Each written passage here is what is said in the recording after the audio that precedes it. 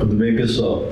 Então agora vamos dar início, continuidade, na verdade, no estudo das técnicas eletroquímicas, Na aula passada eu fiz um panorama geral que eu chamei das técnicas, para chamar a atenção do aluno da conexão entre as técnicas, o que se busca, Bom, eu vou começar hoje então com a técnica específica, agora refinando, a técnica de cronoamperometria, tá? Okay. Tem uma técnica que eu não coloquei na aula passada, lembra que não cabia no quadro tudo aqui, na lousa, aliás, que é a técnica de cronopotenciometria, mas ela vai ser a segunda, tá? Eu vou tentar seguir as técnicas crono primeiro, depois entrar meio que em sequência histórica, tá?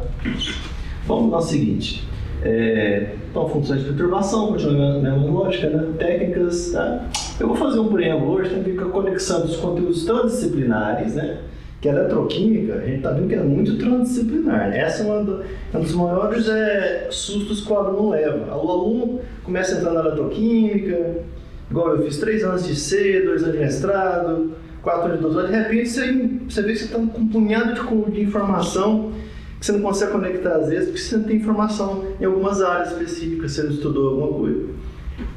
Onde eu estudei, eu tive a sorte, de a gente fazer um básico comum com a engenharia. Então, metade do curso era de engenharia. Então, a gente tinha 3 cálculos, cálculo 4 opcional. Tinha 2 álgebra linear, 2 estatística, tinha disciplina de programação Pascal, Fortran, tinha curso específico só de equações diferenciais, Então, é um curso completo, álgebra linear, tudo bem, bastante avançado, que é tudo misturado, engenharia elétrica, química, engenharia mecânica, então a gente aprendeu muita coisa. Só que na maturidade da graduação a gente não entende muito, Até quando eu fazia o doutorado, meu orientador estava sendo visitante em Uberlândia, e eu estava lá, como eu já contei aqui, mas aí eu comecei a repetir a história, que às vezes o aluno pula vídeo. Aí eu assisti como ouvinte, na época da graduação eu matriculei como disciplina optativa, mas um professor não gostei muito. Depois, quando eu fazia doutorado, eu assisti ela de novo como ouvinte, que foi cálculo 4. Aí foi bastante legal. Foi 2 disciplinas legais que eu fiz durante o doutorado, de forma assim, como ouvinte, mas que valeu muito, Não conta crédito, mas o que importa é aprendizado. Foi cálculo 4, uma disciplina de física e matemática, departamento de física, e uma disciplina de mecânica quântica, departamento de física. Isso ajudou demais para mim, tá? E eu fiz também fenômeno do transporte e mecânica dos fluidos, da engenharia química. Ok? Então isso ajudou demais depois, que eu trabalhei muito tempo com reator, Então eu vou falar algumas coisas aqui, Bom, a eletroquímica fundamental, se vamos assim dizer, não tem uma classificação muito boa para isso, então vou tentar puxar um assunto aqui. O aluno tem que ter, como eu já vi até agora, só para fazer um preâmbulo do que a gente foi ensinado até agora nesse curso, termodinâmica química e cinética química. Tem que ter essas noções muito boas, Ok? Sem termodinâmica, não vai entender nada de teoria do eletrólito, força eletromotriz, não vai entender muita coisa, o aluno. Questão de teoria das soluções.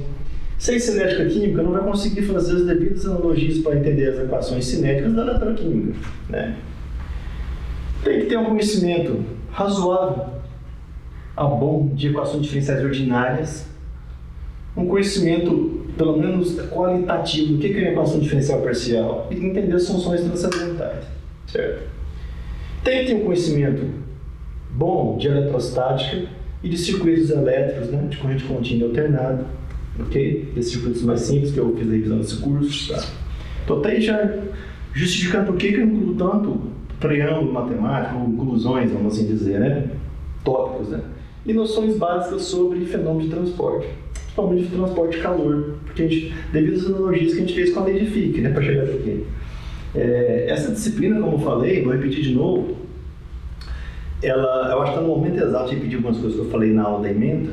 Ela começou em 2009 de uma forma bem básica. E à medida que eu fui vendo que o aluno tinha dificuldade, ou que não entendia, mesmo mais que eu desse uma aula assim mais caprichada, não entendia, eu fui incluindo tópicos, ok? Fui incluindo tópicos. Então, eu tento hoje em dia atender uma demanda geral de aluno, ok? Porque eu aprendi que mandar o aluno ler o livro tal não dá certo. Então, eu tento provocar, que eu dou um pouco daquele tópico e o aluno fala, tem que saber disso aqui pra frente. O aluno tem um pouco de noção, entendeu? Senão fica muito jogado, não fica contextualizado, o aluno não sabe encaixar direito, pega um livro de um transporte muito grosso, não sabe a parte que tem que ler, então eu ajudo nisso, tá? Ok? Então seria a questão da eletroquímica fundamental, tá? Okay? E se é eletroquímica aplicada ou física? Que eu poderia chamar aqui até de eletroquímica, vamos chamar aqui de eletroquímica industrial, sei lá, algum nome só para ilustrar. E tem o famoso livro do Pletcher, né? Pletcher Walsh, sobre eletroquímica industrial, né? Fundamento de mecânica dos fluidos, tem que entender um pouco de mecânica dos fluidos, tá? Ok? Saber aqueles números dimensionais, número de Schmidt, número de Reynolds, as relações, né? Teorema P de Buckman, que você relaciona os números adimensionais, tá? Como é que calcula na prática, tá? Então é bem interessante. Eu já dei uma disciplina só sobre isso. Na verdade, entre 2010 e 2013 eu fiquei super sobrecarregado, porque nós tivemos vários professores que foram distribuídos e eu lecionava a disciplina sozinho. Então, dei aula de termodinâmica avançada, que é termodinâmica de processos reversíveis e termodinâmica estatística. Dei aula de mecânica quântica. Mecânica quântica eu dou até hoje o toque na pós-graduação, né? Lecionei a disciplina só de engenharia de reatores. Só uma vez ela foi lecionada. Nunca mais, porque não teve turma para isso, né? Espectroscopia de impedância era uma disciplina à parte, o semestre inteiro só de espectroscopia de impedância eletroquímica. E eu, o professor da disciplina obrigatória anual, que era Fundamentos de Eletroquímica. Essa disciplina que vocês estão vendo agora da forma remodelada, né? Aí chegou no tempo quando estava dando conta mais, quando eu tinha 12 horas da graduação. Então o que eu fiz? Eu fui colocando os elementos que precisam das outras disciplinas que eu lecionava, que não era obrigatória na pós, né? Que era mais tópicos avançados. Nessa disciplina aqui, para atender a demanda geral, entendeu? Então essa é a lógica que eu fiz, né? O que não entrou, que não precisa aqui? A questão de mecânica dos fluidos. Isso aí fica só quando eu, eventualidade, eu repetir de uma disciplina de engenharia de reatores, ok? Bom, aqui, nesse caso da eletroquímica aplicada, física ou industrial, a gente tem também, então, fenômeno de transporte de calor em massa, né? Okay? Tem que saber bastante a questão da transformação de Fourier e Laplace, e já saber bem com mais profundidade, tá? Para entender algumas coisas, tá? Aí porque vai entrar umas coisas mais complicadas aqui, equação de Navier-Stokes, um punhado de coisa, tá? Equação de Bernoulli e por aí vai, tá? Vou entrar em detalhe lá. Fluxo turbulento, Reynolds, outras coisas. Então, termodinâmica na condição de fluxo estacionário é a produção de entropia, que é o clássico da engenharia química que estuda isso, então é bem mais complicado, tá? Então, um aluno trabalha eu estou trabalhando com baterias de fluxo redox. Então, eu vou ter que reativar esse curso meu aqui, nem de forma indireta, não de forma não oficial, para lecionar alguns conteúdos para os meus alunos, porque bateria de fluxo redox já entra, aí já tem bomba, tem escoamento de fluido, e aí a coisa já complica um pouco. Né? Então, só falando o preâmbulo, para vocês verem o tanto que a coisa é interdisciplinar, ok? Então vamos lá, tá? Só para falar, para localizar de novo, eu falei dos livros, né? Um dos meus livros carro-chefe que eu falei é o livro do Guiraud, tá? Ok? Esse livro que eu adoro ele, tá? Ok? Até porque ele ajuda muito, ele é muito sintonizado na transformada de Laplace, de forma bem didática, para que, igual eu falei, para quem não sabe nada de Laplace, ele não é didático, mas para quem já sabe o básico, aí vai ver que ele é um livro muito didático, tá? Eu gosto demais desse livro aqui. Quando eu descobri esse livro, assim que estava acabando o doutorado, ele é de 2004, mas eu conheci ele uns 3 anos depois, deixa eu ver a data aqui. É isso mesmo, ele é de 2004, eu comprei ele em 2009. Para mim foi um divisor de águas, tá? O livro Ionics, tá? Esse livro aqui, eu já perdi a conta de quantas vezes eu li ele de 98 para cá, 98 quando eu fazia o mestrado, né? Porque já perdi a conta. Eu tenho o hábito de ler o Ionics, o Electronics, o livro do Bard, o livro inteiro. Para uma leitura transversal, né? Porque eu já li várias vezes, eu leio em 4 horas, eu faço uma recapitulação, pelo menos uma vez por ano, tá? Ok? Esse livro aqui, eu vou fazer algumas observações sobre ele ali. O pessoal às vezes esquece esse livro porque eles acham que só tem eletrólito. Aqui tem muita informação útil que eu vou falar ali, inclusive o box conecta lá no eletrólitos, tá? Tem um caso aqui de solução de Laplace, por exemplo, para a cronopotenciometria, que é a famosa equação de Sand, que ele começa a dedução aqui, para ela, para ilustrar algumas coisas, e continua lá no eletrólitos, tá? Esse livro do Hittiger aqui, ó, e Rosen, maravilhoso esse livro aqui, tá? Equações diferenciais com aplicações, tá? Obviamente na biblioteca de grandes universidades, né? Tem ele. Na estante virtual eu já vi ele usado, tá ok? Excelente esse livro aqui, muito bom mesmo. Ele tem toda a parte de teoremas, toda a parte das soluções com bastante didática das equações diferenciais parciais da física matemática, tá? Ok? Muito importante, tá? Uma coisa, eu gosto de mostrar muito para os alunos como a história é contada através do tempo. Dizem que você conta a história, vai virando outra história, né? Por exemplo, eu falei na aula passada, nesse curso enfatizo bastante a questão da modificação, a maquiagem que fizeram na equação de Nernst-Planck, que na verdade é de Nernst, né? Ao longo dos anos, né? Esquece até da questão do potencial interno em algum livro, que é o principal da equação quase. E nesse livro aqui, ó, do Gettman, Outlines of Theoretical Chemistry, ele é de 1900 e... bem antigo esse livro aqui, 1922, tá? Ele é aqui, copyright 1913, edição 1922. Esse livro aqui é o que depois virou o famoso livro do Daniels, que o pessoal do MIT depois virou o livro do Silberbaum-Wendy, que hoje em dia aqui tem para vender a capa verde, né? Bom, esse livro aqui, ele destrincha a teoria de Nernst original, o artigo dele. Um dos poucos de físico-químico antigo que faz isso, né?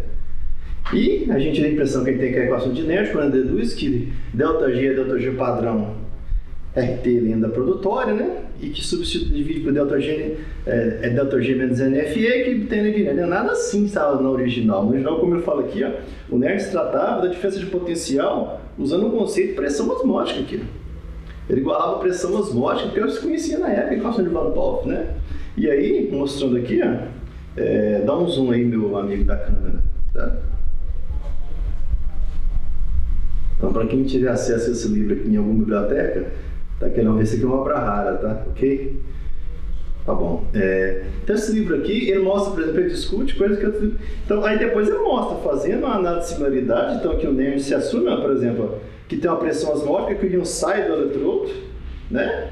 E depois que ele pode voltar para o eletrodo, tá? Tem uma pressão negativa, uma pressão positiva, e aí ele traça o equilíbrio aqui e você tem uma equação em funções de pressão.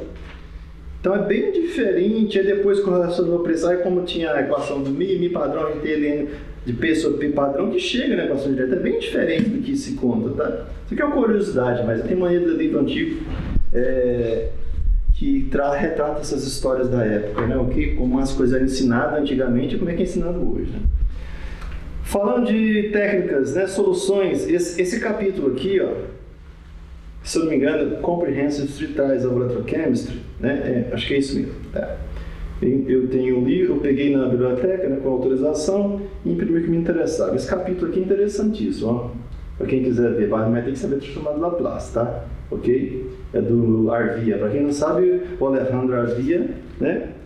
Foi um dos grandes eletroquímicos, na verdade, o mais famoso, né, da América do Sul, né? Enquanto ele estava vivo. Foi editor de eletroquímica rápida na década de 60, né? Um grande professor da Argentina que ajudou a formar uma escola muito grande de eletroquímica na América do Sul, né? Falando de tabeladas, as que eu vou falar aqui hoje, você acha em qualquer livro, mas assim, um livro bom, esse aqui, o CRC Standard Book, né? CRC, desculpa, Standard Mathematical Tables, tá? Tem muita coisa aqui de Laplace, integral, tabelada, muita coisa, tá? Cuidado com pegar, eu já peguei algumas transformadas na internet, fazendo busca em sites, às vezes, tem os caras, typos às vezes, erro de digitação, alguma coisa, pega coisa errada às vezes, esses manuais assim, mais confiáveis, tipo de CRC, confie mais. Esse aqui é muito bom, ó, é o do Burrington, né? Handbook of Mathematical Tables and Formulas, tá? Muito bom isso aqui, tem, tá? Para quem quiser fazer, eu não vou falar de matemática operacional, que é o mais fácil, né? Eu fiz a provocação desse curso, fizemos por método de separação de variáveis, não sei o que lá, fizemos por séries, né? A gente vai ver que é mais fácil é a fórmula da Laplace, que é a matemática operacional, né? Quando a gente usa a matemática sem preocupar com a questão dos resíduos, dos polos, demonstrar que para cada transformada que tem a questão da unicidade das soluções, a gente não preocupa com isso na matemática operacional, né? Quem quiser saber os teoremas, que quando se preocupa com isso, esse livro aqui é muito bom. Esse livro do Ross aqui, tá? Ok? Muito bom mesmo esse livro aqui, eu gosto muito dele. Esse livro aqui, quando eu terminei o doutorado, eu li ele. Esse livro aqui é excelente, tá? Eu gosto muito dele. Esse aqui é o livro do Churchill, né? Capa mole, tem uma capa dura. Tem uma tabela mais extensa que eu conheço, assim, dos livros, não é que eu conheço, dos livros que eu tenho, tá? De matemática operacional. Esse aqui é o livro carro-chefe também do meu curso, eu gosto mais dele. E essa aqui, o manual, né? Do Spiegel, tá? Manual de formas. Esse aqui tem transformado pra caramba nesse livro aqui. Então esse aqui é o beabá da aula de hoje, tá? Ok? Então vamos lá, né? Então, técnica número 1, cronometrometria. Né? Ou seja, eu quero saber qual é a resposta do meu sistema, da minha célula eletroquímica, né? Tratada como uma black box, né? Tem aqui minha célula eletroquímica. Vou aplicar a perturbação aqui e vou ter uma resposta, tá? Ok? Então, isso aqui é minha célula, tá? Eletroquímica. Eu vou adiantar por didática, tá? Mas os caras na época, né, não sabiam disso, né? Descobriram depois. O que quer dizer? Você aplica uma função de Heaviside, que é a função descontínua, lembrando que totalmente descontínua na prática não existe, porque o seu equipamento tem um tempo de resposta finito, né? Pode se aproximar o máximo que possível da descontinuidade, mas totalmente descontínuo não é, tá? Porque o próprio equipamento tem um tempo de resposta finito. Não existe tempo de circuito um equipamento que funciona com o próprio equipamento embutido dos circuitos, né? Do amplificador operacional, do circuito integrador, diferenciador, e que esse próprio circuito não tem resposta. Então, é impossível que um equipamento responda em tempo realmente zero, tá? Ok? Bom, então quando eu aplicar a frição degrau, né? Que essa variação abrupta, né? Então aqui no potencial, por exemplo, zero, aqui no valor qualquer. Para ilustrar, já que eu falei um pouco das técnicas, seria mais ou menos assim, ó. Se eu tenho uma informação privilegiada, como o botamograma é assim, ó. Igual eu faço no meu curso aqui, que os alunos fazem as práticas com todas as técnicas, né? Ok? Então eu peço para eles fazer o seguinte, aqui na região que o eletrodo é idealmente, né, polarizado, onde a corrente aqui não flui corrente vai Faraday, ele aplica, ele polariza aqui, ó, seria o meu E0 aqui, tá? Ok? Nesse ponto aqui, e dá um salto. Esse salto eu peço para ele fazer em cima do pico do máximo e para frente aqui, então uns 400 milivolts, ok? Para a gente obter o seguinte, esse perfil de resposta que vai obter tem um decaimento da corrente, ele não pode depender do estrela, como eu falei na aula passada no panorama geral. Por quê? Porque a gente vai ver, inclusive, é meio óbvio isso, é por isso que fala, mas na equação de Cottrell, que eu vou chegar no final dela, não aparece potencial. Não tem potencial na equação de Cottrell, cara. É igual a lei de Faraday. Por que tem potencial na equação de Cottrell? Porque não é uma variável importante naquela equação. O que significa isso? Nós vamos aplicar um potencial tanto à direita aqui, potencial de meia onda estaremos vendo aqui, né? Tá? Mais ou menos, tá ok? O E de meia onda, aproximadamente aqui. Tanto à direita, que nós não vamos pegar só o decaimento da expansão da cama de fusão. Então não tem informação cinética alguma. Ok? Então não tem influência do potencial elétrico.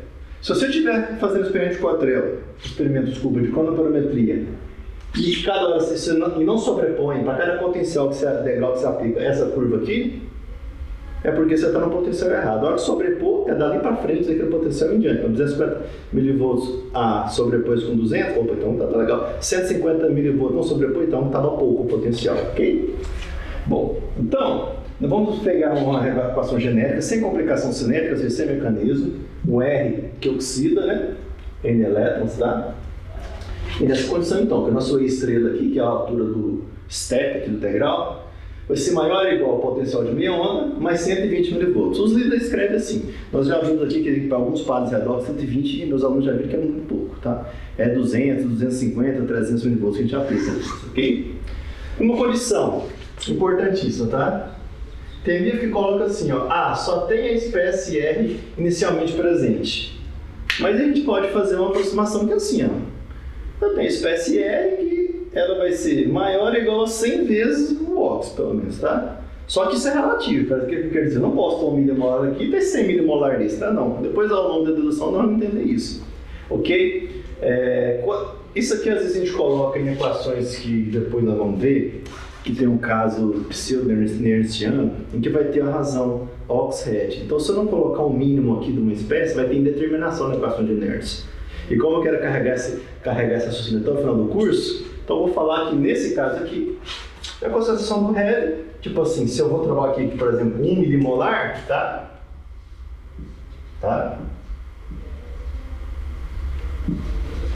O Ox, tá?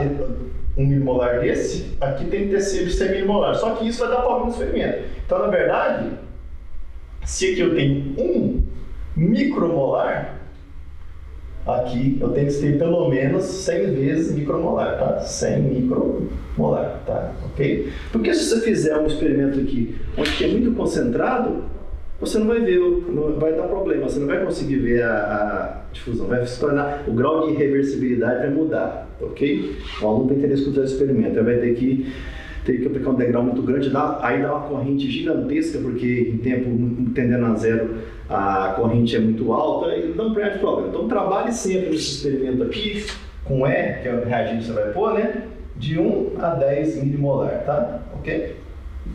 Que a espécie vai ser reduzida no experimento. Okay? Ou se você estiver trabalhando o óxido correto, você vai pôr esse aqui nessa intervalo de 1 a 10 milimolar. Okay? Então, se o eletrodo é plano, é uma subdifusão planar, certo? Ou seja, não pode ser um eletrodo geometria estranha, tá? Aí tem a questão que você pode ler do Bard, o aluno pode ler no Bard, que usei o eletrodo de gota esférica de mercúrio pendente. Aí tudo bem, depende, se o tempo for curto, a gente vê que o parâmetro da gota lá não é tão influente, mas se o tempo for longo, vai ter que considerar a famosa correção esférica. Então, para tempos curtos, a geometria esférica ela não responde praticamente, você vai enxergar como se fosse planar, ok? Bom, então, vamos começar então. Como esse experimento, eu já estou adiantando, não vai ter informação cinética, porque elas vão estar muito à direita aqui do potencial de meia onda. Lembrando que a informação cinética, né, está localizada aqui, ó, né? No começo aqui o pé da curva, aqui é a região do controle misto, então essas duas regiões de informação cinética. E aqui eu tenho só a corrente de difusão, transporte de massa, né? Ok? Então, eu já adianto, não vai incluir esse experimento de quadril nem informação cinética. Não vamos conseguir medir K-alfa, não vamos medir, a constância cinética heterogênea, nem o alfa, ok? Vai passar de bater para depois. Nós vamos trabalhar com a solução da segunda lei de Fick, certo? Como é que a gente faz isso? Ela é a equação diferencial parcial, vamos converter ela na equação diferencial total, ok? Faz a transformada de Laplace dos dois lados dela, tá? Então vamos ter a transformada de Laplace da derivada de C com T e a transformada de Laplace de D que multiplica a segunda derivada de C com a posição, certo? Ok? Então, lembrando de transformada de Laplace, vou ser repetitivo aqui porque eu uso essa aula de cronometrimetria para fixar conceito, né? Por causa disso, tá? Ok? Então, a transformada de Laplace, né, é a função da função f de t, é a função f de t exponencial de menos st dt, ok? De 0 a infinito. Tá? Então, vamos chamar isso aqui do lado esquerdo e do lado direito. Tá? Só que para facilitar, eu joguei o dedo multiplicando, dividindo para o outro lado. Tá? O lado esquerdo vai ficar então transformada de st, né? De st, e meu f de t, o que faz o meu papel de f de t aqui? É a minha segunda derivada com a posição. E do lado direito, o que faz o meu papel de t aqui? A derivada de c com tempo. Então, do lado esquerdo, o que acontece? Eu estou integrando em t, certo? E minha derivada parcial aqui é em x. Então, isso aqui é uma constante para esse problema aqui. Então, o que eu posso fazer? Eu posso fatorar o operador, né? Ok? Da integral aqui, ó.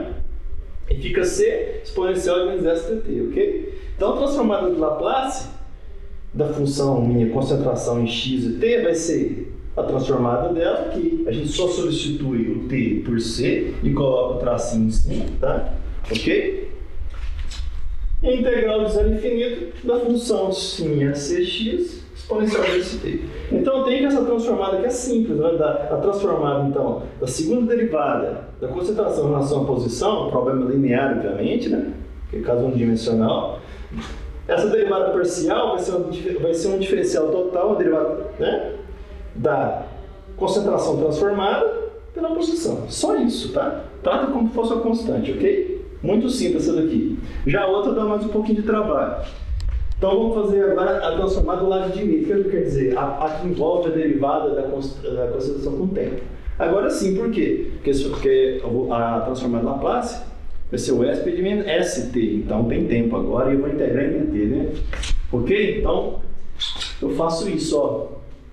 Fatoro 1 sobre d, né, a constante, né, e faço a transformada de c em cima do operador d1 de c e d1 de t, ok? Aí, então, mantenho aqui, isso aqui como sendo a minha função, né, ok? Aí entra as tabelas, tá? Ok?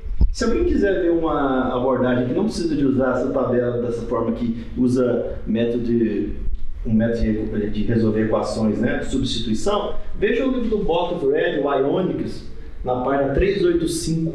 Ele vai resolver essa equação aqui de outra forma, tá? Ok? Eu fiz questão de pegar uma série aqui para mostrar legal. Quer ver? Presta atenção. No livro está assim, ó. F de x, derivada n qualquer, de f de x sobre dx, né? Ok? A transformada é o f de s, que é igual a s elevado a n, vezes a f transformada de s. Aí o aluno começa a assustar, mas não assusta não, vai, meus alunos. É de 1 elevado a n, de 1 até n, né? S, contador i menos 1, derivada n menos i de f de x. Isso tudo, hein? Essa parte aqui vale para x igual a 0. Então isso aqui é o que está na tabela, na tabelada do livro, tá? Ok? Beleza, na tabela do Church. Aí o que acontece? Vamos pôr a minha variável, só para. Isso aqui é para ser didático, estou repetindo, tá? Eu não tenho f de x, no meu caso é o f de t. Então vamos substituir aqui f de t. Então tá aqui, certo? Então está tudo em termos de f de t agora. Ok? Aí como é que eu saio daqui e cheguei para cá? Então, o aluno assim que não tá, o aluno mais iniciante, fala, nossa, mas tem muita passagem matemática. Não tem não, presta atenção. Qual que é a ordem da minha diferença, da minha derivada aqui? Que eu estou fazendo aqui? Primeira ordem, certo? Então o meu contador aqui, ele é 1, certo? Então vamos pegar essa daqui, ó, olhar aqui nela, ó, que aqui está nas minhas variáveis originais, né? Então, aqui, se a ordem da derivada aqui do meu problema é 1, meu n é 1, né? Ok? A primeira a derivada de primeira ordem. Então o que acontece? Vai ficar essa elevada a 1, que é s, tá? E esse somatório aqui, olha interessante.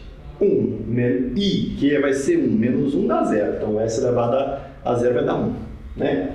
E aqui vai ficar n menos i. O que vai acontecer também? O operador também desaparece, fica só o f de t. Então some o somatório, some a derivada aqui em relação à função, só fica f de t, porque ela não está levada a nenhum expoente com contador i. Então presta atenção, aqui vai dar 1, aqui também vai desaparecer, o operador neutro da multiplicação é 1, vai dar 1, só fica f de t. Então disso aqui tudo, nessa parte aqui da direita do somatório, vai ficar só f de t para a condição t igual a 0. Então nós temos essa transformada aqui do lado direito da equação de Fick, ok? Aí, sendo no nosso problema a função f, na verdade, a concentração transformada, né? Que a gente já mostrou, então a gente tem essa expressão aqui, ó. Okay? Que a transformada, né, da concentração para xs vai ser s, a transformada xs, menos a concentração sem transformada, presta atenção no detalhe, transformada sem transformada, no ponto t igual a 0, ok? Então a gente tem aqui transformada dessa parte lado direito, né? Vai ser isso aqui. Lembra que o d estava fatorando aqui, né? 1 sobre d. Então agora eu coloco 1 sobre d aqui. Eu tenho dessa forma, ok? Então terminou essa parte aqui então. Da mesma forma que aqui foi direto, né? Terminou, foi praticamente direto, que é uma constante. Fazer a parte esquerda, aqui a gente fez a parte direita, ok?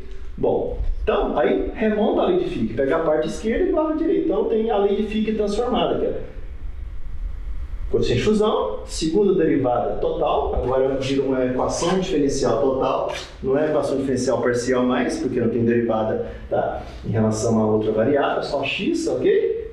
Igual a SC menos C, ok? E tem igual a 0. Então essa é a vantagem de Laplace, ele vai transformar uma equação diferencial parcial de difícil solução em uma equação mais fácil, ok? Feito isso, você vai ter que analisar as condições de contorno. Quais são as condições iniciais e condições de fronteira do problema, tá? Ok? A concentração da espécie oxidada, numa posição qualquer, no tempo zero, como fiz aquela aproximação de 1 para 100 ali, e eu estou chamando, presta atenção no detalhe, o que é o que eu queria dizer? Se eu estou chamando a minha aqui de 1 milimolar e a outra 1/100º dela, então é o seguinte, aqui vai ser tão baixinha perto da outra que eu posso falar do ponto de vista prático, vai ser praticamente igual a 0, ok?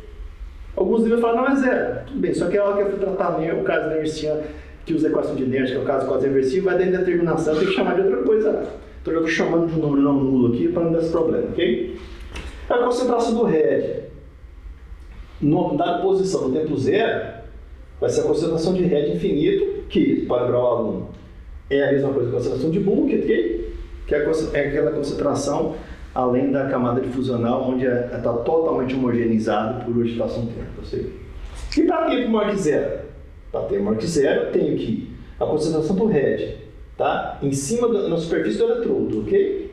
Tá? Por um tempo qualquer, vai ser aproximadamente igual a zero, porque eu vou ter a conversão total de R para zero.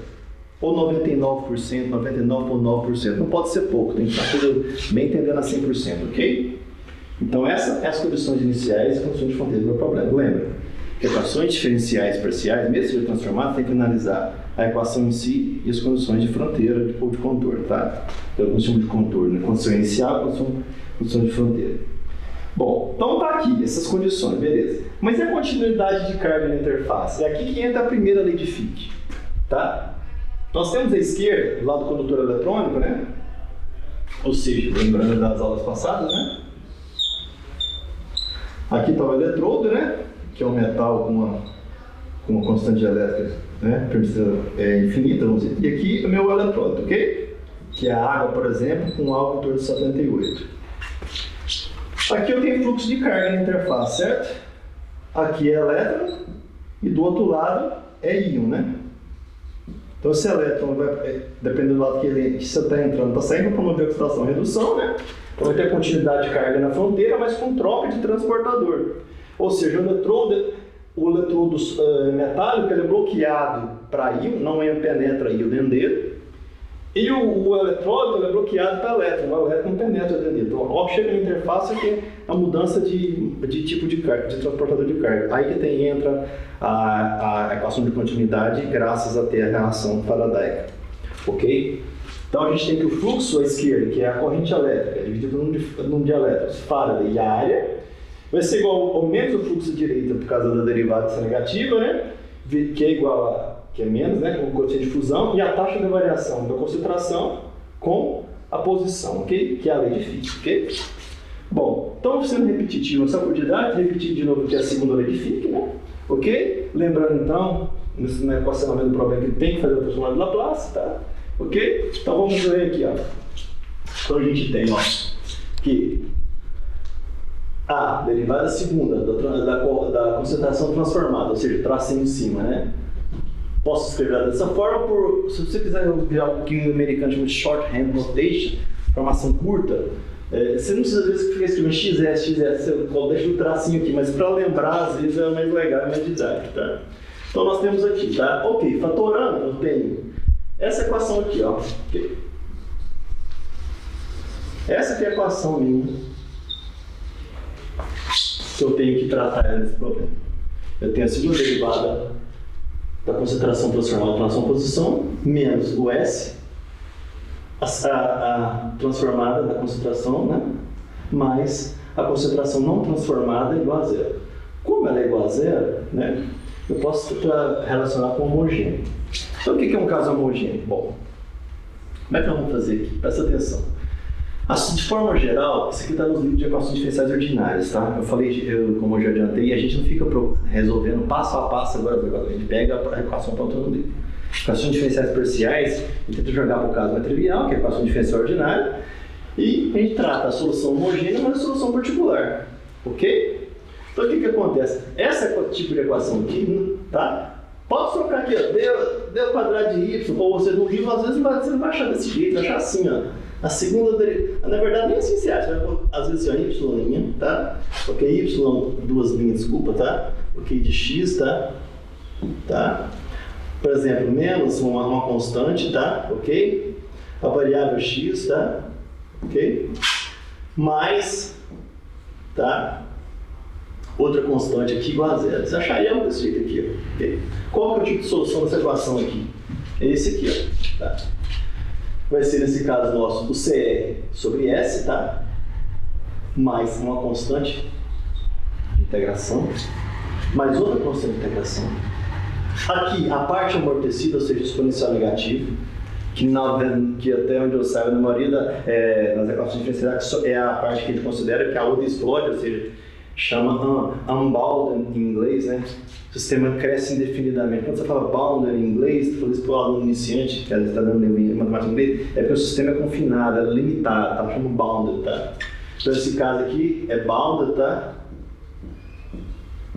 É a parte que interessa para nós, tá? Ok? A seguinte vai vir que a gente vai ter que desconsiderar ela. Como que a gente vai desconsiderar? Então essa aqui é a parte, né, da particular, e essa aqui é a parte da homogênea, tá? Breve revisão daqueles livros que eu falei, mas não está muito bem. Então, como é que eu vou analisar? Presta atenção, ó. Eu quero saber o valor das constantes AIS de acordo com as condições de fronteira. Bom, mas o R, né, a concentração do head, ele tem que ser finito para x tender a infinito, que é lá no meio do loop do tudo. Desculpa, no book da célula, né? Ok? Bom, só que presta atenção, essa parte aqui, ó, se eu colocar infinito aqui, ela vai crescer indefinidamente, isso não existe. Então eu tenho que anular essa parte aqui, e essa aqui não. Se eu pôr o x crescendo indefinidamente aqui, ele vai dar 1, que é 1 sobre o exponencial, né? Já que ela é negativa, né? Vai ficar só lá S. Então é a parte válida fisicamente, né? Então eu tenho que dar um jeito de sumir com essa parte aqui. Como essa parte aqui não some por si só, vamos assim dizer, por causa do limite dela, eu tenho que impor que essa constante que multiplica esse exponencial seja nula. Então eu tenho que impor essa condição aqui, ó. Como eu já falei, quem nunca fez o curso de equação diferencial, mas já viu a solução da equação da partícula na caixa unidimensional da mecânica quântica, eu lembro dessa passagem aqui. É meio parecida as coisas que a gente faz lá no raciocínio, né? Aqui da corda vibrante também, então os raciocínios parecidos assim, tá? É o geral de equações diferenciais, né? Esse tipo de raciocínio. Bom, então essa equação se reduz a isso, porque esse termo aqui já vai desaparecer, certo? Então sobra esse termo e isso. E como é que eu tiro, então, como é que eu descubro, como é que é meu A? Quero descobrir qual que é esse A que depende de S. Dessa condição 3 aqui, ó, tá? Ok? Que eu tenho a conversão total do head, tá? Ok? Para tempo maior que zero no experimento que eu fiz, porque o potencial é grande demais, né? Então, eu jogo igual a zero, ok? Então, eu faço o seguinte, ó. Então, por enquanto, a conclusão aqui B igual a zero e que essa concentração tem que ser zero, ok? Eu jogo zero aqui, ó. E vejo como é que essa parte responde. Como eu jogo zero na questão da concentração, né? Concentração vai ter que ser zero. E aqui, ó, eu não estou em x igual a zero, na condição de x igual a zero, eu tenho que pôr o zero aqui também nesse argumento, né? Aí 1 sobre, né? Isso aqui na verdade é 1 sobre exponencial, né? De raiz de S, R, vezes x aqui, né? Se é zero, qualquer coisa vezes zero é zero, e elevado a zero é 1 dá 1. Então essa parte aqui dá 1. Então essa parte toda aqui vai ficar igual a 1. Vai sobrar só essa. Aí eu isolo em termos dessas duas. Então eu tenho que, então, por análise das condições de contorno, passando um limite aqui para x igual a zero, eu tenho que a função AS é igual a menos C, que é a concentração não transformada sobre S, ok? Então essa aqui ajuda a descobrir qual que é a minha constante de integração particular do meu problema estudado, né? Que é, no caso aqui, é o experimento que se aplica um degrau de potencial tão grande que vai ter, exaurir tudo que estava sendo oxidado e reduzido na superfície do tubo. Aí eu tenho essa equação aqui, ó, ok? Essa equação é a equação que me interessa, então, ok? As partes que me interessam, né? Porque eu descobri agora o que é o A, né? Coloquei aqui, ó, meu A é CR sobre S. Não só CR sobre S, ela é menos, né? CR sobre S, tá aqui, sei? E tá aqui, então eu conheço o que eu quero agora nessa equação, certo? Da equação 4, o que ela está me pedindo, ó? Ela está pedindo, ó, para me calcular esse fluxo, eu preciso fazer uma derivada aqui, ó, desse CR em relação à posição, ok? Tá? Então, vamos lembrar antes disso alguma coisa. Eu tenho que transformar, todo eu faço trabalhando no plano de Laplace, transformado, tudo tem que ser transformado. Então, a primeira lei de Fick fica assim, ó, sem transformada, né? A corrente, NFADR, derivada em relação à posição, né? Como nós já vimos, a transformada de Laplace, ela implica que tenha, nesse caso, o tempo como variável. Como aqui não tem nada que tem tempo e a derivada em relação à posição também não envolve o tempo, a transformada da primeira lei de Fick é simplesmente colocar o chapéuzinho aqui o tracinho no I, você transforma do espaço T para o espaço S, tá? E transforma aqui também, você coloca o tracinho também na derivada. E deixa de ser derivada parcial, vira diferencial total, porque no lugar de T vai ficar o quê? Nossa variável S. Okay? Então, tranquilo. Então, a transformada da primeira lei de Fick é trivial, tá? Só colocar um tracinho em cima do I e em cima da concentração. Não muda nada, porque para a transformada em si, isso tudo se comporta como sendo constante. Bom, fazendo agora, o que essa equação pede? Ela continua pedindo. Eu quero a derivada agora, só que não em relação ao tempo, né? Da concentração transformada em relação à posição. certo? Eu tenho essa função aqui, ó. Então eu tenho que fazer essa derivada dessa equação aqui em relação à posição. Bom, nesse termo aqui não tem posição, então a derivada desse termo aqui vai ser zero, tá aqui, ó. Ok? A derivada desse termo aqui, para quem não lembra, se eu tenho y que é igual a exponencial de bx, a derivada do exponencial, né, ela é o que? Você deriva o argumento, né, da função, vem multiplicativo, ou seja, se já tinha a aqui e tem um bzinho, vai ficar ab e repete a função de novo, tá? Aquela característica do exponencial, você vai derivando e vai dando sempre ele mesmo, né? Ok? Então nós vamos ter aqui, ó, presta atenção, ó. Então, o argumento vem aqui, ó, o argumento, né? Ok? Multiplicando que já existia, né? Que esse CR é esse aqui, e vem a função de novo, ok? Então isso aqui é simplesmente a aplicação dessa regra aqui, tá? Ok? Repete o argumento então, multiplica o que já existia e repete a função de novo. Então, eu fiz passo a passo aqui para o aluno mais iniciante entender, tá? Então, a derivada parcial vai ficar, a derivada total em relação ao x vai ficar dessa forma aqui, ó.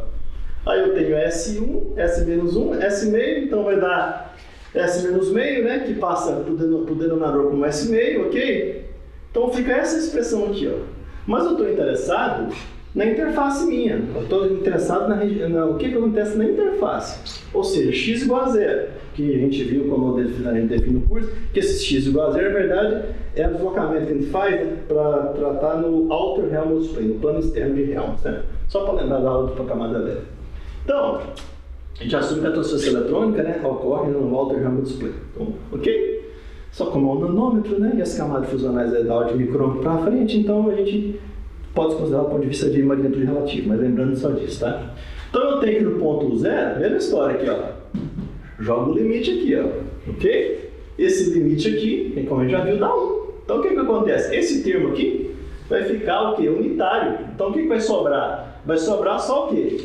A concentração não transformada, presta atenção no detalhe. A derivada da concentração transformada, com tracinho em x, ela é a concentração não transformada dividido por raiz de S, raiz do coeficiente de fusão, ok? Substituo, né, nessa equação 14 aqui, né, onde está a derivada aqui, substituo esse termo.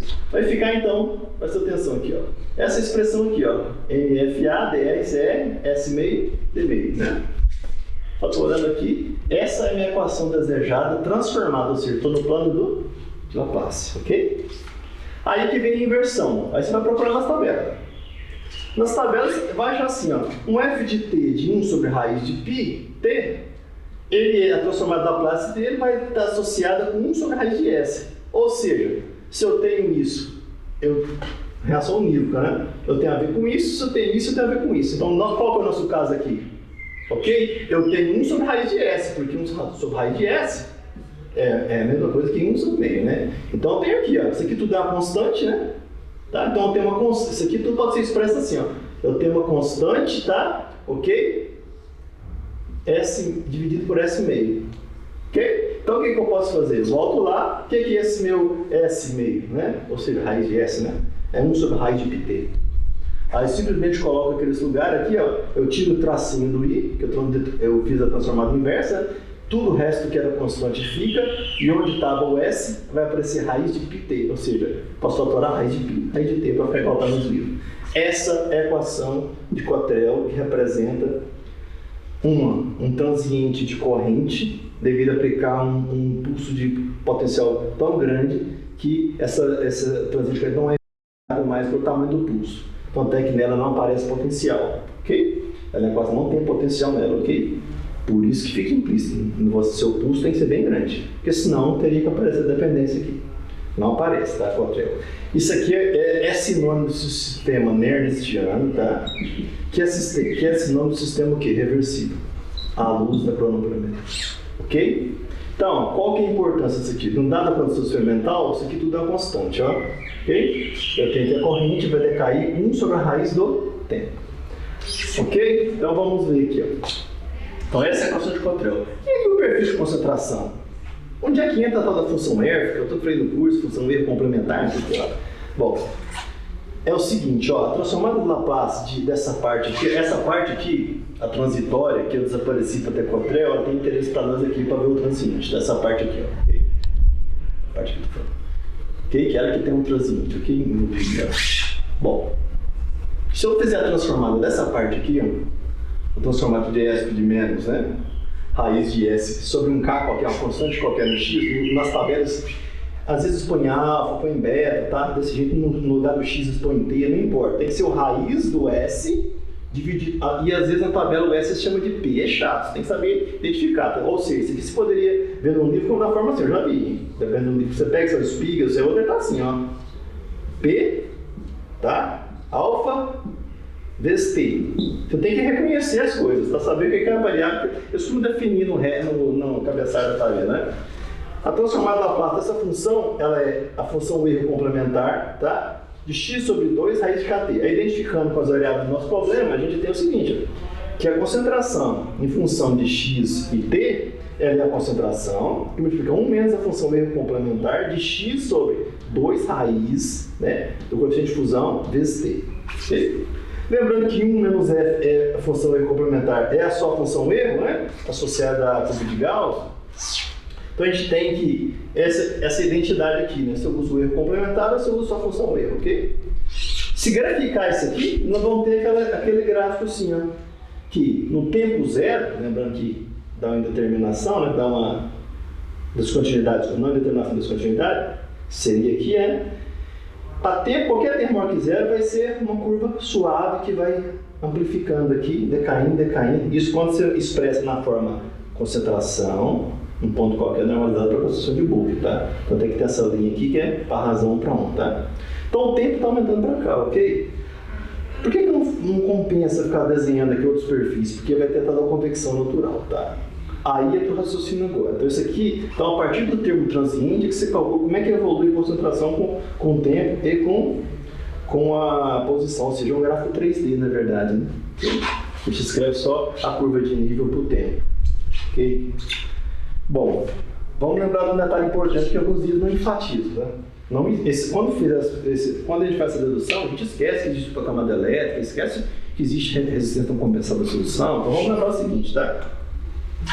O circuito canônico para a interface eletroquímica é assim, tem a resistência não compensada da solução, tá? Ok? E eu tenho um ramo em paralelo, onde eu tenho a capacitância dupla camada elétrica com o processo Faraday, que na verdade que é a resistência de transferência de carga, né? Com a resistência de transporte de massa. Como já tem implícito na dedução de Cottrell que a resistência do transporte de massa é gigantesca, que eu estou muito além do potencial formal, né, ou de meia onda, né? Então eu tenho aqui nesse caso de Cottrell que a resistência, transferência de carga, transferência eletrônica, tá? Que tem a ver com Montreval, Merger-Cruz, né? Ok. E a transporte de massa, a resistência de transporte de massa vai ser aproximadamente a resistência de transporte de massa. Aproximadamente não, vai ser praticamente igual, né? Bom, feito isso, entendido isso, então tem que entender o seguinte, minha corrente aqui ela vai ter um ramo que vai ser capacitivo e um ramo que vai ter a ver com a parte de Faraday do transporte de massa, controlada por transporte de massa, governada, né? Nesse caso do Cottrell. Então tem dois caminhos, se eu tenho dois caminhos, então somatório de duas correntes. Então a corrente total, transiente, vai ser a corrente capacitiva e a Faraday. Então, para um sistema, uma interface bem simples mesmo, que obedece às equações idealizadas da física clássica, eu tenho que, vai ser então um termo transiente da dupla camada elétrica, ou seja, cujo o fator pré-exponencial aqui é o tamanho do degrau aplicado normalizado para a resistência não compensada da solução, exponencial de menos t, dividido pela constante de tempo, que nesse caso aqui é o produto da resistência compensada e a capacitância, ok? Isso aqui decai rápido, já viu? Se for uma gota de mergulho, por exemplo, decai em microsegundos, ok? Que a área é pequena, tá? Ok? Só é todo rugoso, isso aqui demora mais, tá? Bom, e obviamente se a resistência for grande, você tem que ter uma gota de mercúrio, tá? Ok? E a ponta do capilar de Luck perto dela, não pode ter resistência compensada, que é a constante de tempo, é o produto da capacitância da resistência. Ok? Mas o que eu chamo aqui de constante de Cottrell, que é todos os parâmetros aqui que são constantes, a gente chama aqui de K, de Cottrell, tá? Ok? Dividido por raiz de tempo. Então o que está te falando? Não, vou ter um decaimento rápido, ou seja, no começo eu tenho uma corrente contaminada por capacitância, e a partir de certo ponto tem uma corrente que é só difusional. Beleza. Só que se aí então, descarregou o capacitor, ou carregou, né? E ficou a corrente difusional. Só que se eu esperar demais também, eu tenho um erro. Porque Porque eu tenho que a corrente o quê? De convecção natural. Não é corrente, desculpa, a influência da convecção natural, vai dar ruído, né? Então a equação de Cottrell, a gente vai ter que trabalhar com o tempo, como eu já expliquei nas aulas passadas, né? Maior que o tempo de descarregamento da camada elétrica e menor que o tempo onde entra na jogada a convecção natural. Então a gente tem uma janela de oportunidades que eu vou falar para os alunos de trabalhar, tá? A gente trabalha como é que a gente faz? Lineariza os gráficos, igual eu falei no panorama, que eu chamei de panorama geral na aula passada, né? A gente lineariza para tentar descobrir em qual o limite do experimento que está meus dados em T que interessa, ou seja, que realmente corresponde à lei de Cottrell, certo? Bom, então isso aqui é a equação de Cottrell, corrente versus tempo. E se eu integrar ela? O conceito de corrente geral corrente é dQ sobre dt, né? Bom, então integro, multiplica aqui cruzado, integra, né? Eu vou ter que QT, vai ser o que? Integral de I dt. Qual expressão eu coloco para I? Obviamente Cottrell, né? Então eu vou colocar essa equação ali dentro, né? Okay? Fatora tudo que praticamente tudo é constante, mesmo tempo, obviamente, né? A integral de t elevado a menos meio vai ser dt, vai ser t meio dividido por meio, tá? Ok? Integrando superior e inferior vai ter essa expressão aqui, ok? E vai mostrar o seguinte, minha constante agora está aqui, ó, né? Só que na carga, a corrente não vai decair com o tempo, ela vai aumentar com a raiz do tempo, tá? Então tem aqui a carga cottrelliana, tá? Reversível, tá? Que é a mesma coisa que cottrelliana, tá? Ela vai aumentar com a raiz do tempo, tá? Quais as vantagens de trabalhar com carga? Integração, ela costuma fazer um smooth, ou seja, a suavização dos ruídos, que todo experimento tem um ruído associado com o equipamento que captura, ok? O equipamento, mesmo equipamento de alta qualidade, tem um ruído de fundo, né? Ok? Então é menos suscetível a ruído, faz um smooth, vamos assim dizer. O sinal, em vez de diminuir, ele aumenta com o tempo, né? Ok? E lembrando que o que interessa para nós não é o sinal em tempos muito curtos, é um tempo em tempo mais médio e longo. Longo demais vai ter influência da convecção natural. Lembra de eu falar que no gráfico de Cottrell, na aula que eu falei do panorama geral, que a gente fazia 1 sobre raiz de t, né? Até que eu falei que os pontos ajuntam muito aqui, aí depois fica assim, ó. Se você tem 200 pontos, você vai ver uns 10 aqui, mas o resto tudo aqui, ó. Então esse tipo de linearização, 1 sobre raiz de t, ele tem essa característica de aglomerar os pontos aqui, ok? Bom, então seu tempo curto, seu tempo longo, desculpa aqui, 1 sobre raiz, né? Ok? Então se eu tenho tempo curto, eu vou botar aqui, né? Onde que eu vou botar aqui? Eu vou botar aqui. Lembra que eu expliquei na aula passada? Que se o t tende a infinito, vai tender a zero. Então o tempo longo, né? Tá aqui, ó. T longo, tá? E aqui tá o quê? O t curto, não é isso? Ok? Então, a minha janela de oportunidade está entre esses dois, né? Okay? E às vezes está uma coleção de pontos aqui que não é igualmente espaçada, então tem todos esses problemas também, né? Então aqui, nesse caso aqui que eu vou linearizar, vai ter umas características que os pontos também vão agrupar de forma diferente, ok? Então o sinal do que seria assim, né?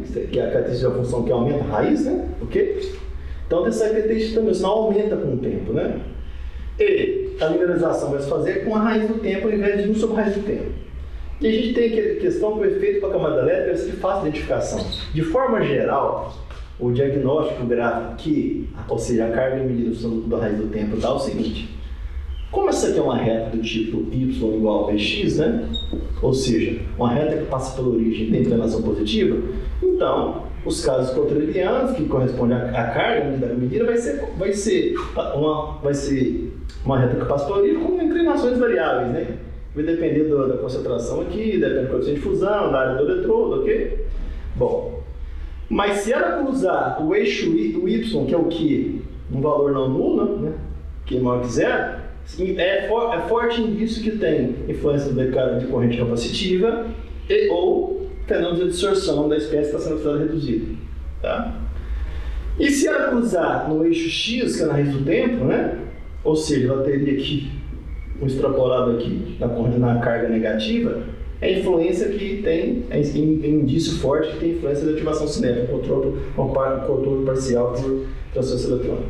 Então, só a reta que passa, na verdade no zero é difícil experimentar, né? Mas muito próximo do zero é que vai caracterizar a difusão linear semi-infinita pura, que é o caso de Cottrell, ok? Cottrelliano medido em termos de carga. Certo? Feito isso, eu tenho um hábito de... A primeira vez que eu gravo um curso online, né, os alunos eles não me conhecem direito. Não é me conhecer, né? Só os alunos da presencial, né? Eu tenho o hábito de jogar ideia e deixar aqui na cabeça dos alunos. Nas aulas passadas eu falei, essa gaussiana não é uma gaussiana, hein? E eu tinha falado que era, né, na aula, e é na verdade, né? Na aula de preâmbulo matemático. O que eu queria que o aluno visse? Que eu dei aquele exemplo de pastilha dissolvendo, era um sólido semi-infinito. É o seguinte, removendo uma partição e por aí vai. É que na eletroquímica, a nossa esquerda é bloqueada, né? Então, o desenvolvimento dos fluxos vão dar só à direita do eletrodo, ok? Então, vendo o problema aqui, em duas dimensões, né? Bom, na verdade é uma dimensão linear e aqui é concentração. Tem termo de dimensão linear, é só uma, né? Bom, a gente vê esse gráfico aqui, ó. Então essa outra parte aqui da gaussiana aqui, ó, a gente não trata ela, não faz sentido para nós, ok? Ela estaria o quê? No x negativo, que não existe para nós. Okay? É isso que eu quis dizer, ver se o aluno pergunta, quando fala também desse tipo, o aluno pergunta, professor, por que você está falando? Estou até em contradição, não, estou querendo o seguinte, vai ser meia gaussiana. Então vai ser isso aqui, é isso aqui que a gente vai ver, meia gaussiana, tá? Tempo igual a zero, teria a função delta, algo tipo a função delta de Dirac, função pulso unitário, né? Ok? Por causa daquela questão da descontinuidade matemática, que não existe na física fácil. Meia função delta de Dirac é muito importante, a gente vai ver isso, tá? Um exemplo que eles dão clássico no livro de Física Matemática é o seguinte, você pega a hora que o cara rebate uma bola de beisebol, você transfere o momento ali num tempo quase que infinitesimal. Todo momento de uma vez só, num tempo quase que infinitesimal. Então, a função pulso unitário, tudo num ponto só. Essa é a questão de Dirac, ok? Então, graças a isso, no livro do Bockers, eu peço para o aluno ler no Ionics, igual eu falei, o Ionics não é só eletrônico, tem muita informação útil dele que vai precisar de mais no Electronics, que é o volume 2, e os alunos dele. Da página 380 até a 412. Ele vai fazer uma síntese da lei de Fick e de transformada de Laplace. Ele vai te explicar como um problema se converte em outro. Por exemplo, primeiro que ele vai revisar, né? Vai falar da equação de Einstein-Molotov, né? Do bêbado lá, tá? Do zigue-zague, como que ele interpretar, tá? Do passeio aleatório, né? Essa equação aqui, né? Que x ao quadrado médio é 2dt, tá? Ou seja, o percurso, né? Médio de caminhamento quadrático, né? De percurso médio de caminho, do I é 2dt. Não só do I, né? Da espécie que está dissolvida, né? Ok? Que sofre difusão. E vai lembrar também que o N, né? Vai ser o N total, né? Da partícula, raiz de π dt, ok? Então, essa aqui é a equação de uma gaussiana, ok? Só estou lembrando, então, que nós trabalhamos, então, com o lado direito dela, ok? E ela vai falar uma importante que eu quero mostrar aqui, é o seguinte, ó. A função degrau, qual que é a conexão dela? Aqui ela vai falar em termos de fluxo, um fluxo unitário, eu gosto de usar isso para simplificar a matemática, né? Eu vou explicar como é que se aplica um fluxo unitário, que no caso da equação de cronopotentiometria é a lei de Sand, né? Em função do tempo, né? E você mede o impulso, eu chamo de pulso, né? Aqui alguns livros chamam de delta, né? Função delta de t, ok? Ela zera em todo ponto e ela concentra todo o valor dela num único ponto, ok? Bom, essa equação, como foi proposta por Dirac, por exemplo, e por outros matemáticos, depois também usaram, ela foi bastante criticada, depois os matemáticos, um matemático famoso que eu esqueci o nome, foi lá e provou por dedução muito rigorosa que ela fazia todo sentido, tá? Essa história está contada no livro do Ross ou no Rittiger, se eu estou enganado, ok? Então o que importa aqui para nós? Só para lembrar o aluno que vai ver no livro do Bock, é para o aluno ler o Ionics, que como é que se conecta os fluxos? O fluxo do pulso vai ser igual à derivada da função degrau, ou seja, aqui é o aluno estranho, aqui, presta atenção. O que a gente aprende na universidade, no curso básico de cálculo? Se a função forma bíblica, ou seja, se o limite à esquerda é diferente do limite à direita, cara, não existe derivada. Ok? Esse é um cálculo básico, isso é verdade. Só que tem algumas funções especiais da física matemática em que a gente trabalha com outras. O pessoal chama de relaxamento de certas condições, né? E demonstra que existe. Tá vendo essa casinha? Ó, a derivada da função degrau, ela vai dar a função de impulso. Uma integral dessa dá a outra. Isso se correlaciona pela Laplace. Então tem assim, ó, a transformada do fluxo do pulso vai ser igual ao S, que é a transformada da Laplace, vezes a transformada do fluxo da função degrau. Então se você fez uma transformada, você relaciona com a outra. Isso está muito bem escrito no Ionics, eu quero que o aluno leia isso. Página 380 e 412. Faça até um resumo dessa parte do livro Bock, que é muito importante, porque tem um problema que ele vai começar aqui, que ele vai continuar lá no outro livro. Ok? Então essa é a nossa primeira aula, tá? Nós vamos continuar com os casos de cronometrimetria, com os casos mais complicadinhos, ok?